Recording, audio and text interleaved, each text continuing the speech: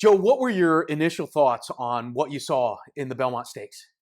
Well, I think this kind of is a bigger story this year with the Belmont because of everything that's happened in New York, and it seems like a fairy tale finish to have the New York bred, the first New York bred in 138 years, to win the Belmont in New York, in the first big New York sports attraction since COVID hit, in the first leg of the Triple Crown. It's just, I don't know. It's, to me, it's one of those things they make movies about. Like, that was what stood out to me.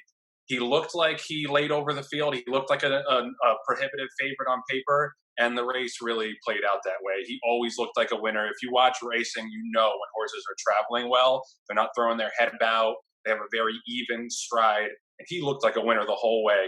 And if you watch the replay, if you watch jockey Manny Franco, he's looking around him for challengers at the top of the stretch, and usually that means he's got a lot of horse under him, and he proved to be right.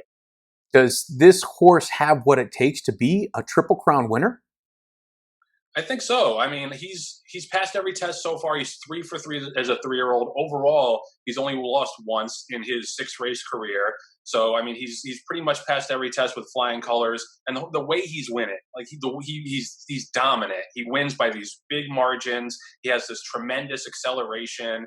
So I think the sky is the limit for him. And I honestly would be surprised unless one of the Bob Baffert horses comes back and is a superstar. I honestly would be surprised if he stays healthy, if he doesn't win the Triple Crown. That's a bold statement, but he's passed every test. The Kentucky Derby doesn't run until September 5th. That's 2.5 months away. Is this horse going to have to run another race before the Derby? Well, if you actually listen to the trainer, Barkley Tagg, he has talked about running in 4 races because the Travers, which is usually the Midsummer Derby at Saratoga, has been moved to August 8th. So it's kind of halfway between the Belmont and the Kentucky Derby. And Barkley Tagg is an old school New York guy. The owners are old school New York guys. So I think they're going to want to run in the Travers if they can.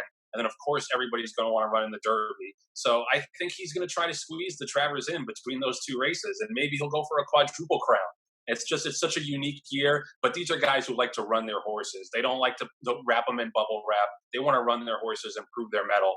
And I would not be surprised if you see him in the Travers August 8th.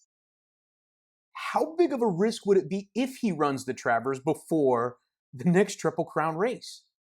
I mean, there's always a risk, but there's a risk anytime you take him out of the stall and take him to the track, whether it's training, racing. There's always an inherent risk involved. But I think these are sportsmen, and these particular owners and this trainer, I think, are more likely to be sporting about it, especially because since they're New York guys and the Travers is a big New York race. I think a different ownership group probably would be a little bit more cautious, but I think these guys are going to go for it. But you're right, it is a risk. You know, you never know what's going to happen. There's only a 4-week break between the Travers and the Kentucky Derby. So I'm not going to say it's 100% that they're going to run in there, but I think there's a better chance with them than other connections if there was a different horse.